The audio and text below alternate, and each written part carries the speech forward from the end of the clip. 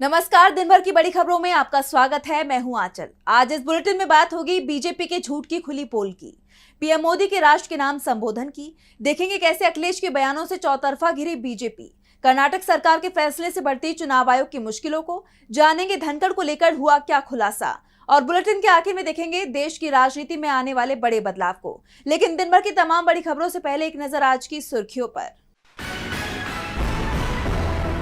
महाराष्ट्र के deputy CM Eknath Shinde का x account hack, post की गई पाकिस्तान और तुर्की के झंडे की तस्वीरें, साइबर अपराध पुलिस की मदद से अकाउंट हुआ रिकवर।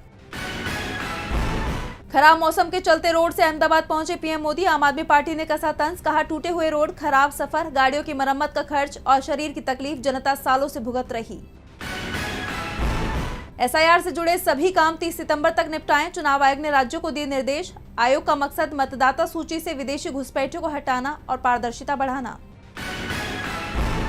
अमेरिका के H-1B वीजा नियम में हुए बदलाव का एयरलाइंस कंपनियों ने उठाया फायदा, 45,000 रुपए वाला टिकट किया 2 से 3 लाख रुपए का, आपदा में तलाशा अवसर।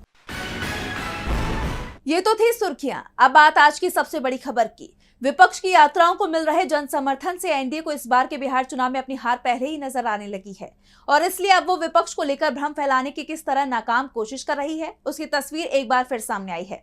राहुल की यात्रा के बाद अब तेजस्वी की बिहार अधिकार यात्रा में पीएम मोदी को गाली देने का वीडियो सोशल मीडिया पर वायरल किया जा रहा है, लेकिन अब आरजेडी ने इसका भंडाफोड़ कर दिया है। देखिए रिपोर्ट। वोटर अधिकार यात्रा के बाद अब बिहार अधिकार यात्रा को लेकर एनडीए किस तरह तिलमिलाया हुआ है, इसकी तस्वीर एक बार फिर सामने आई।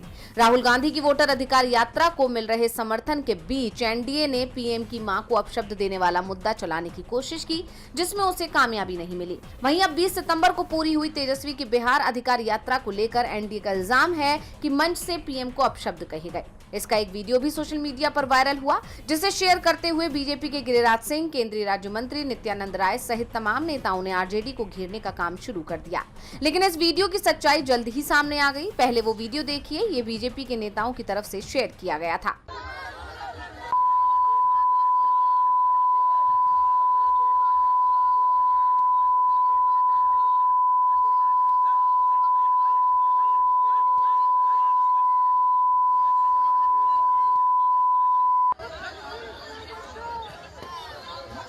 लेकिन बीजेपी की इस साजिश का भांडाफोड़ भी तुरंत हो गया। आरजेडी कार्यकर्ताओं और समर्थकों ने सभा का ओरिजिनल वीडियो शेयर कर बता दिया कि वो वीडियो एडिटेड था, जिसमें ऑडियो अलग से जोड़ा गया था। इसको लेकर एक यूजर ने लिखा, तेजस्वी यादव की सभा का ओरिजिनल वीडियो ये रहा, जूम किया हुआ है, बैकग्राउंड का नॉइज भी अच्छे से सुन लो। तुम्हारा जो वीडियो है उसमें क्लियर पता चल रहा है कि मोदी को अपशब्द बोलता हुआ साउंड कहीं से उठाकर और वॉल्यूम बढ़ाकर जोड़ा गया है।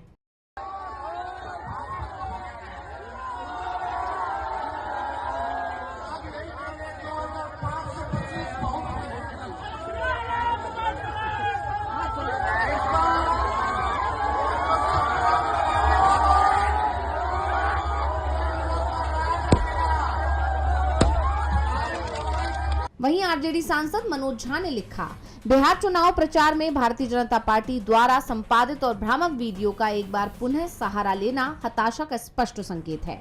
चुनाव जवाबदेही के क्षण होते हैं, जहां पार्टियां अपने रिकॉर्ड, दृष्टिकोण और विचारों को जनता के सामने रखती हैं। इसके बजाय हम जो देख रहे हैं वो एक ध्यान भटकाने वाली रणनीति है, जो भड़काने, गुमराह करने और ध्यान भटकाने के लिए बनाई गई है। जब सत्ता में बैठी कोई पार्टी अपने विशाल संसाधनों के साथ संवाद के बजाय तोड़ मरोड़ में निवेश करना चुनती है, तो यह आत्मविश्वास नहीं बल्कि असुरक्षा को उजागर करता है।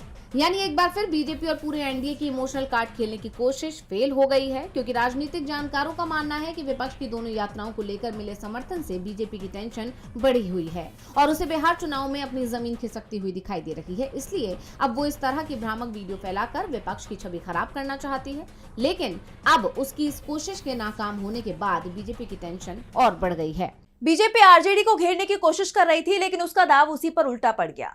अब बीजेपी बैकफुट पर दिखाई दे रही है, तो जीएसटी में हुए बड़े बदलाव के मामले में भी बीजेपी बैकफुट पर आ गई है।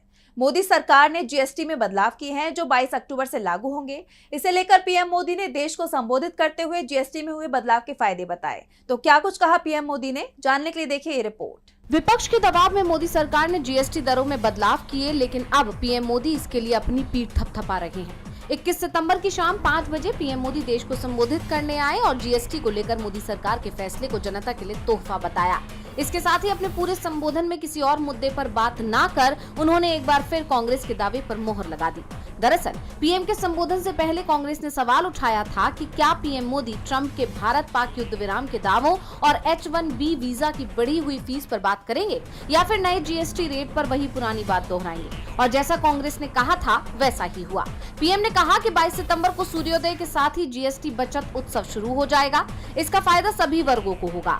अपने 20 मिनट के संबोधन में उन्होंने एक बार फिर अपने इस फैसले के लिए क्रेडिट लेने की कोशिश की, जबकि हर कोई जानता है कि इसकी मांग विपक्ष लंबे समय से कर रहा था। फैसला सामने आते ही सोशल मीडिया पर राहुल गांधी के 2 पुराने ट्वीट्स वायरल हो गए थे, जिसमें से 8 साल पुराना तो दूसरा 9 साल पुराना ट्वीट था। लेकिन अपने संबोधन में इस फैसले का पूरा क्रेडिट लेते हुए पीएम ने कहा कि अब गरीबों की भी बारी है, इन्हें डबल बोनांजा मिल रहा है। जीएसटी कम होने से उनके लिए घर बनाना, टीवी, फ्रिज, बाइक और स्कूटर में कम खर्च करना होगा, घूमना फिरना भी सस्ता होगा। उन्होंने कहा कि अब सिर्फ 5% और 18% ही रहेगा। रोजमर्रा और खाने पीने की चीजें सस्ती हो जाएंगी, या तो टैक्स फ्री होंगी या 5% टैक्स देना होगा। जिन सामानों पर 12% टैक्स लगता था, उनमें से 99% चीजें अब 5% टैक्स के दायरे में आ गई हैं। हालांकि इसके साथ ही उन्होंने जीएसटी लागू करने को एकदम सही फैसला भी बता दिया। उन्होंने कहा कि वन नेशन वन टैक्स का सपना साकार हुआ। रिफॉर्म लगातार चलने वाली प्रक्रिया होती है, समय और जरूरत के साथ इसमें बदलाव होते हैं। इसलिए देश की वर्तमान जरूरतों और भविष्य को देखते हुए जीएसटी के नए रिफॉर्म लागू हो रहे हैं। यानी जैसा कि सोचा जा रहा था बिल्कुल वैसा ही हुआ और पीएम ने किसी और मुद्दे पर बात नहीं की। एक बात तो साफ है कि जीएसटी में जो बदलाव हुए हैं वो विपक्ष के दबाव में हुए हैं। राहुल गांधी ने तो सरकार को खुली चुनौती दे रखी थी कि जीएसटी के 2 स्लैब ही बचेंगे, और वो ही मोदी सरकार ने अब कर दिया है। जीएसटी में बड़ा बदलाव हुआ है तो सपा चीफ अखिलेश यादव ने भी यूपी में 400 दिन बाद बड़े बदलाव का ऐलान कर दिया है। उन्होंने बीजेपी सरकार में झूठे मुकदमे, ईवीएम में धांधली और टैरिफ पर पीएम की चुप्पी सहित तमाम मुद्दे उठाए। तो क्या कुछ कहा अखिलेश यादव ने, देखिए इस रिपोर्ट में। सपा प्रमुख अखिलेश यादव ने इटावा में प्रेस कॉन्फ्रेंस करते हुए बीजेपी सरकार पर जमकर हमला बोला। उन्होंने सरकार पर भेदभाव, अन्याय और झूठे मुकदमे लगाने का आरोप लगाया। अखिलेश ने कहा कि सरकार सच्चाई को दबाने की कोशिश कर रही है और अब उसका समय खत्म हो रहा है, क्योंकि उसके पास अब लगभग 400 दिन ही बाकी हैं। इसके साथ ही अखिलेश यादव ने ईवीएम के मुद्दे पर भी बीजेपी को निशाने पर लिया। उन्होंने साफ शब्दों में कहा कि ईवीएम को हटा देना चाहिए, क्योंकि इससे चुनावों में धांधली होती है और अब तो धांधली करने वालों की पोल भी खुलने लगी है। इसका मतलब ये है कि ईवीएम अब हट जानी चाहिए। ईवीएम अब हट जानी चाहिए। दुनिया के जो देश बात पूरी नहीं करने दे रहे। अगर बीजेपी वाले ये कह रहे हैं कि हैक करते थे, तब किस मुंह जाएंगे ईवीएम से वोट पड़वाने? ये जो वोट चोरी, वोट डकैती, चुनाव में जो धांधली करते थे, अब तो पोल खुलने लगी उनकी ना। अच्छा, उनके ही लोग पोल खोल रहे हैं, तो सच्चाई तो वो जानते ही है इस बात की। इसके साथ ही अखिलेश ने भारत अमेरिका के संबंधों पर भी चिंता जताई। उन्होंने कहा कि अमेरिका जैसे देश से हमारे संबंध और अच्छे होने चाहिए थे, लेकिन बिगड़ते जा रहे हैं। टैरिफ लगा दिया गया। लगता है भारतीय जनता पार्टी के मुंह पर टैरिफ लगा हुआ है। अखिलेश के इन बयानों से बीजेपी सरकार की टेंशन बढ़ गई है। अखिलेश के बीजेपी सरकार पर लगातार हमलों को कहीं न कहीं पंचायत चुनाव से जोड़कर भी देखा जा रहा है। राजनीतिक जानकार इसे 2027 के यूपी विधानसभा चुनाव से पहले का सेमीफाइनल मान रहे हैं। अब अखिलेश के इन हमलों का बीजेपी की तरफ से कोई जवाब आता है या नहीं, ये देखना होगा। अखिलेश के हमले से बीजेपी बुरी तरह से घिर गई है, तो राहुल गांधी ने भी चुनाव आयोग और बीजेपी की मुश्किलें बढ़ा दी हैं। 18 सितंबर को उन्होंने एक प्रेस कॉन्फ्रेंस कर एक बार फिर चुनाव आयोग की पोल खोलकर रख दी। उन्होंने वोट चोरी के नए खुलासे किए, जिसमें कर्नाटक की एक सीट भी शामिल है। और अब कर्नाटक की कांग्रेस सरकार ने एक बड़ा फैसला लिया है, जिससे चुनाव आयोग की मुश्किलें और ज्यादा बढ़ती दिखाई दे रही हैं। तो क्या है वो फैसला, जानेंगे इस रिपोर्ट में। नेता प्रतिपक्ष राहुल गांधी ने फिर प्रेस कॉन्फ्रेंस कर वोट चोरी का खुलासा किया है। इस बार उन्होंने कर्नाटक आलंद विधानसभा सीट पर वोट काटने की चालाकी का खुलासा किया है, जिसके सबूत भी उन्होंने पेश किए। वहीं अब कर्नाटक सरकार ने 2023 के विधानसभा चुनावों के दौरान कलबुर्गी जिले के आलंद निर्वाचन क्षेत्र में वोटर लिस्ट में बड़े पैमाने पर मतदाताओं के नाम हटाए जाने के आरोपों की जांच के लिए एक एसआईटी यानी विशेष जांच दल का गठन किया। इसका नेतृत्व सीआईडी करेगी। एसआईटी में पुलिस अधीक्षक स्तर के 2 अधिकारी भी शामिल हैं। मामले की गहन जांच के लिए आलंद विधायक बीआर पाटिल ने पुलिस में शिकायत दर्ज कराई, जिसमें कहा गया था कि 256 मतदान केंद्रों पर 6670 मतदाताओं के नाम मतदाता सूची से अवैध रूप से हटाए गए थे।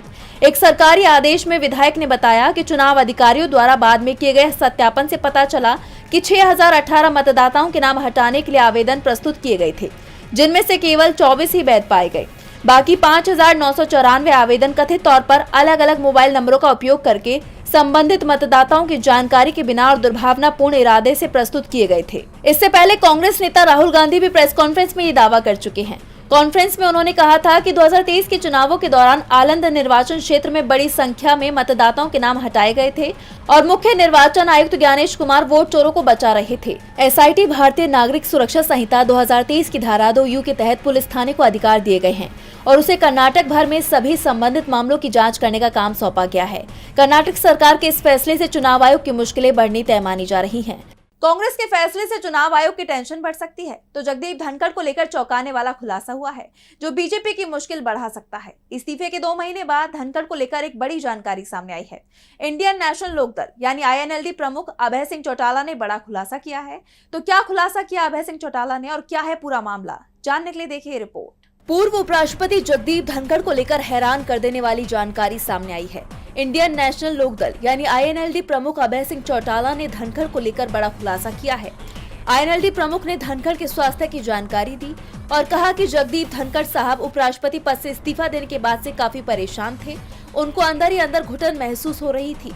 उपराष्ट्रपति पद से इस्तीफा होने के बाद जब मैंने उनसे बात की तो उन्होंने कहा कि मुझे इस घर में घुटन महसूस होती है, मैं यहाँ रहना नहीं चाहता। इसके बाद मैंने उनको फार्म हाउस में आकर रहने की अपील की थी और जब उनसे सवाल किया गया कि धनखड़ किस तरह अपना समय बिताते हैं, इस पर अभय चौटाला ने कहा कि धनखड़ फिलहाल पूरी तरह स्वस्थ हैं।